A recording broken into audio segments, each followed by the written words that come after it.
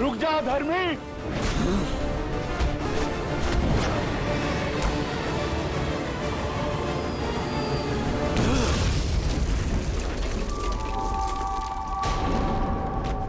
इस चट्टान की भांति आज एक एक वानर की अस्थियों को चकनाचूर कर दूंगा। वज्र मुष्टि का ये मुष्टि प्रहार।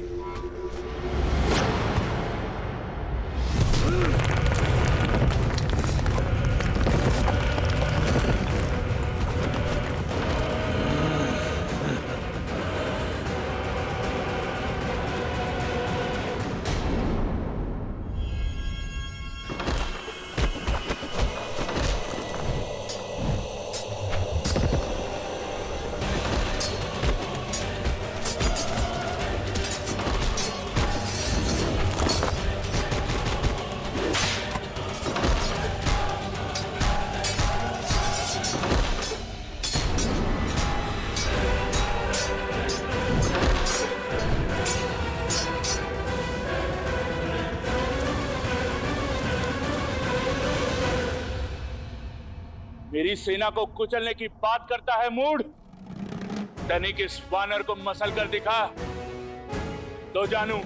सुना था वानर बुद्धिमान होते हैं, पर तुम बुद्धिहीन कैसे इस जाति में जन्मे? मेरी मुष्टि का पराक्रम देखकर भी चले आए काल के मुख में। पराक्रम नहीं, धूर्तता और नीचता देखी तुम्हारी। हथों पर वार करने वाले को निर्बल कहते हैं, शूरवीर नहीं। ये अभी सिद्ध हो जाएगा।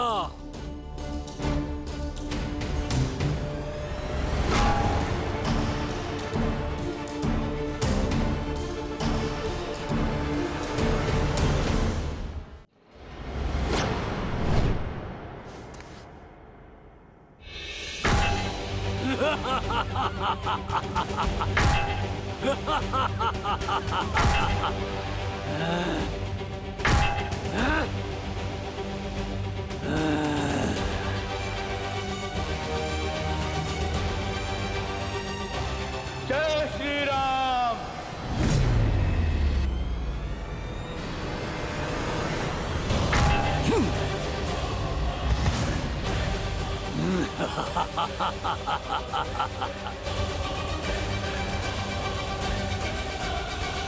निर्बल कहा था ना मुझे? अब देखो इस निर्बल का बल।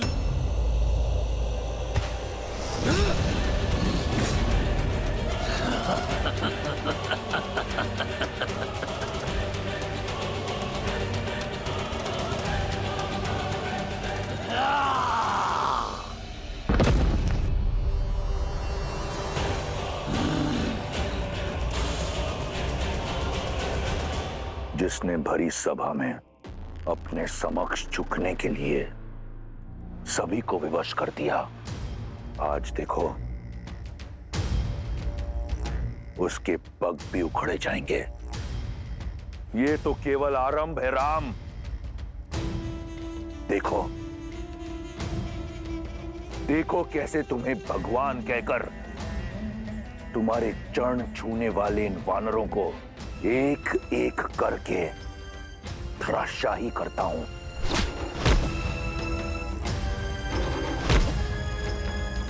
कैसे इन वानरों के शव तुम्हारे चरणों में पड़े होंगे, और यही होगा मेरे प्रतिशोध का आरंभ, मेरी बहन के अपमान का, मेरे अक्षय कुमार के वध का।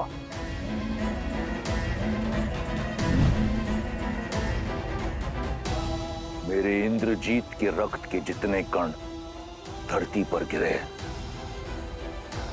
उससे 100 गुना अधिक वानरों के शव इस युद्ध भूमि पर होंगे, और मेरे प्रतिशोध का शंखनाद इस बड़बोले अंगद के साथ होगा।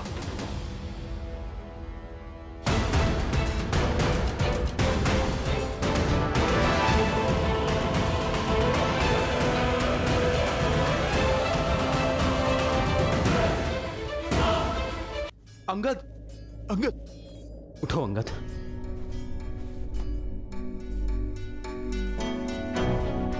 अंगद, तुम ठीक हो ना? मैं ठीक हूं हनुमान काका। मुझे क्षमा कीजिए प्रभु, मैंने आपको निराश की।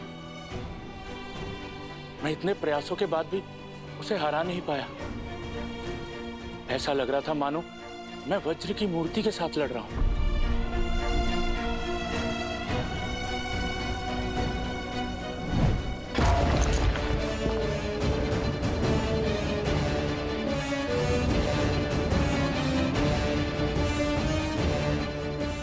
वो सच में वज्र का ही बना है प्रभु? नहीं अंगद, वो हमारे ही भांति हार्ड मास से बना है। हमें केवल उसके वज्र कवच को तोड़ने का मार्ग खोजना होगा। आप उचित कह रहे हैं प्रभु। अथाह बल के साथ तनिक निर्बलता भी आती है। बस हमें उसी का पता लगाना है। यदि वज्र सा शरीर उसका बल है, तो प्रभु श्री राम की भक्ति मेरी शक्ति है। प्रभु, आप मुझे आज्ञा दीजिए। उसका और उसके अहंकार का अंत आपका ये सेवक करेगा। नहीं हनुमान, जिसने युद्ध का आरंभ किया है, अंत भी वही करेगा। जाओ अंगद। अंगद हमारा सेनापति है। हमारी सेना ने उसे गिरते हुए देखा है, और युद्ध में जब सेनापति गिरता है तो सेना का मनोबल गिरता है। अब अंगद का विजय होना अति आवश्यक है, ताकि सेना अपना उत्साह ना खोए। सेना का विश्वास, उनकी आस अब तुम हो अंगद। किष्किंधा के भावी महाराजा हो तो अपने सेना के विश्वास को और सुदृढ़ करो। जिसे यह संसार अजय मानता है, उसे हराओ। हम पर मंडराती मृत्यु का काल बनो। भैया का कथन सर्वथा उचित है अंगद। वानर वीरों को ज्ञात होना चाहिए कि उनके भावी महाराज उन्हें हर संकट से बचाने में सक्षम है, और वो तुम हो।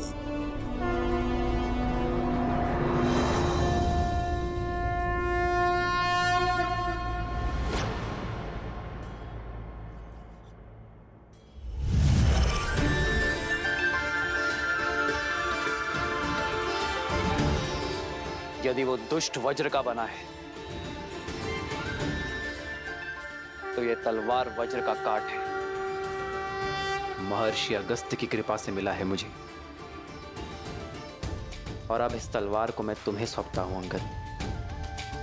श्री रामचंद्र कृपालु भजु मन हरण भव भय दारुणम्। श्री राम राम राम श्री राम। स्मरण रहे अंगद, जो श्वास ले सकता है उसका अंत भी हो सकता है। विजय भव।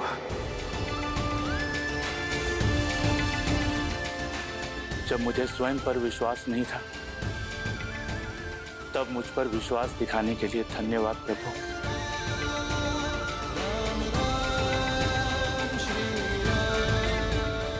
अब ना तो मैं आपका विश्वास झुकने दूंगा, और ना किसी वानर का शीश कटने दूंगा। हर हर महादेव।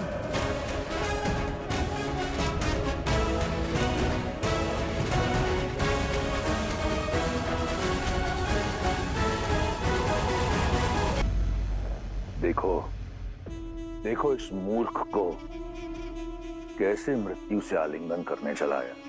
विश्वास नहीं हो रहा। ये वही है ना जिसका पग भी नहीं हिला पाया था कोई? महाराज, मेरा अर्थ है कि जिसका पग कोई हिला नहीं पाया, वो अपने पग पर खड़ा नहीं हो पाएगा महाराज।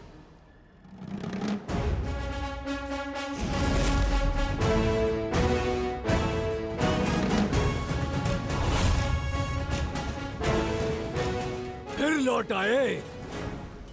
अभी भी प्राण शेष है तुम्हारे वानर। आओ, इन्हें भी हर लेता हूँ। हरूंगा तो मैं तुम्हारे प्राण दुष्ट।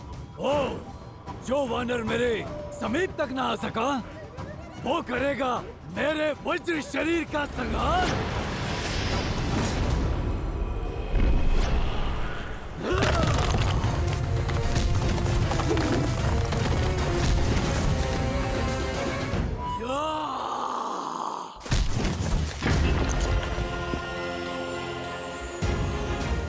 अंगद, कर दो इसके आतंक और अहंकार का संहार।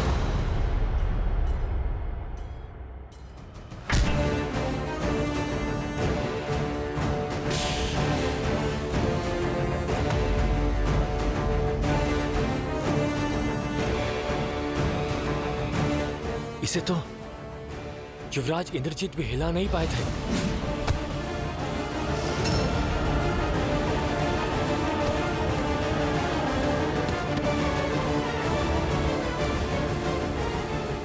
सही कहा तुमने, ये वही अंगद है जिसे मार मार कर मेरे इंद्रजीत ने मृत्यु के द्वार तक पहुंचा दिया था। आज एक बार फिर ये अपने पैरों पर खड़ा नहीं हो पाएगा।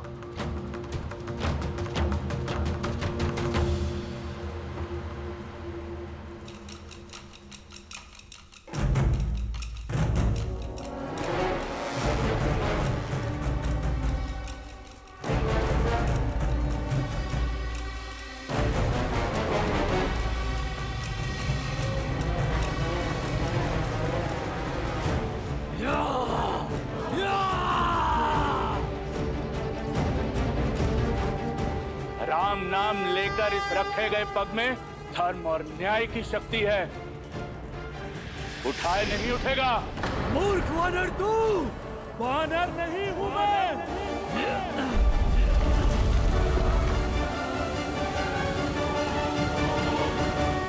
विष्णु रूपी भगवान प्रभु श्री राम का सैनिक हूं मैं।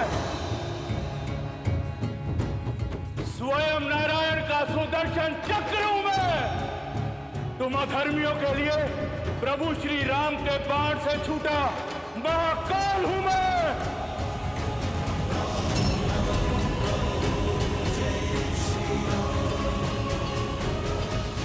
वज्र का इस युद्ध में कुछ समय और टिके रहना अति आवश्यक है। यदि वो गिरा तो इन वानरों का टूटा हुआ उत्साह एक बार फिर जुट जाएगा।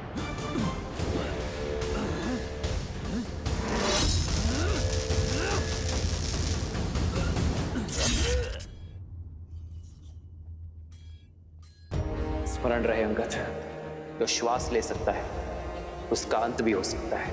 अथाह बल के साथ तनिक निर्बलता भी आती है। बस हमें उसी का पता लगाना है।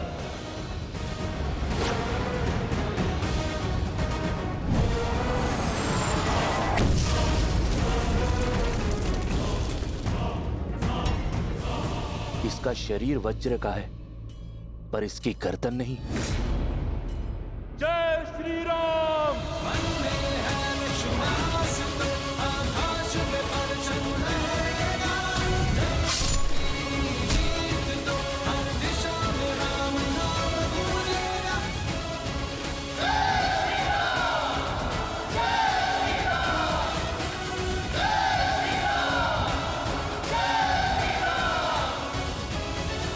जय श्री राम। जय श्री राम।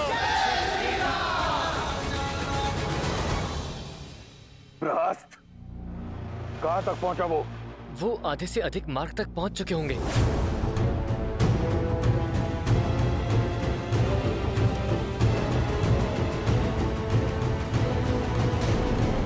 वज्रमुष्टि भी समय से पहले परास्त हो गया, परंतु लंका में मायावी राक्षसों की कमी नहीं।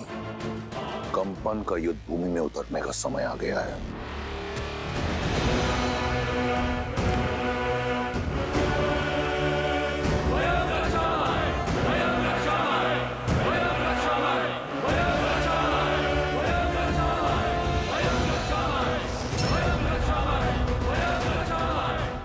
कंपन,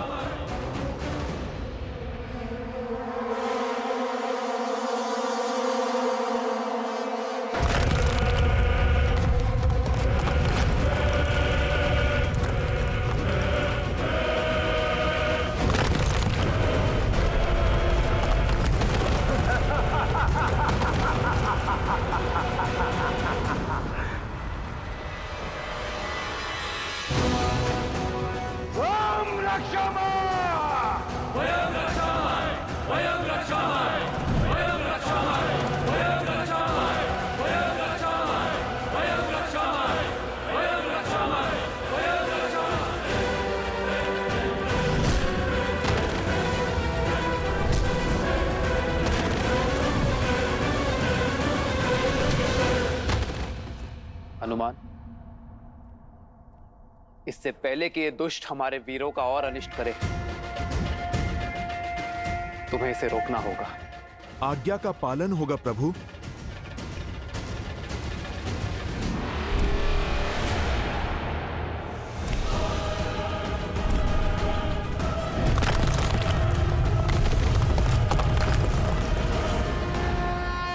जय श्री राम। बस कुछ ही क्षण की प्रतीक्षा और, जिसके उपरांत प्रहस्त अपनी सेना सहित उस वनवासी और उसके मरकटों पर काल बनकर टूटेगा और संहार कर देगा उनका।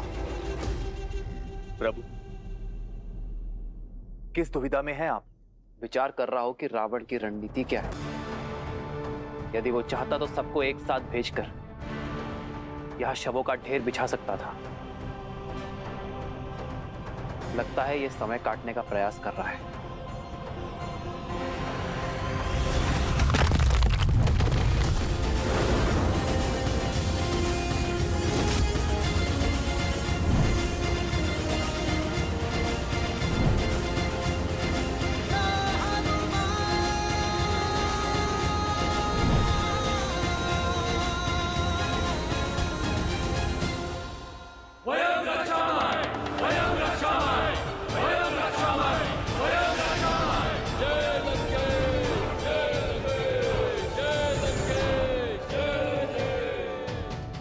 युद्ध भूमि लंकेश की जय जयकार से गूंज रही है और तुम यहाँ मुस्कुरा रही हो।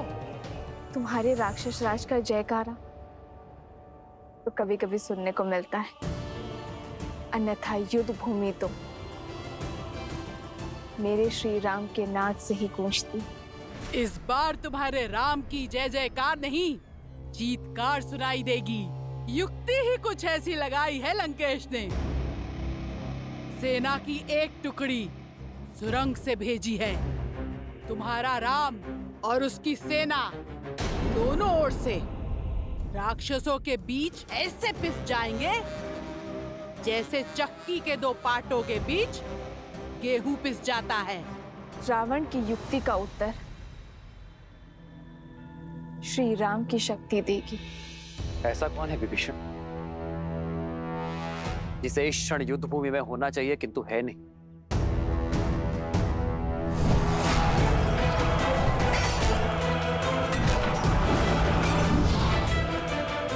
प्रहस्त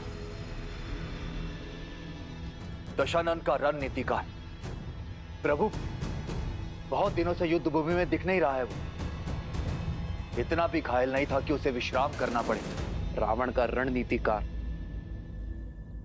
सेनापति प्रहस्त अपनी अनुपस्थिति में योद्धा भेज रहा है, अर्थात हमारा ध्यान भटकाने का प्रयास कर रहा है। लक्ष्मण, ऐसे स्थान पर ध्यान रखो जहां किसी का ध्यान ना। समझ गए ना? तुम नील और अन्य वीरों के साथ युद्ध भूमि के पृष्ठभाग पर पहुंचो। जो आज्ञा भैया। ये युद्ध है, महायुद्ध है, राम शांत रावण क्रुद्ध है। शेर, आओ मेरे साथ। प्रतीत होता है राम को हमारी युक्ति की भनक लग गई है। ये कार्य अवश्य उस कायर विश्वासघाती विभीषण का है, अन्यथा ये नर और उसके मूर्ख वानर रावण की रणनीति कभी भेद नहीं पाते। प्रहस्त को सूचित करो।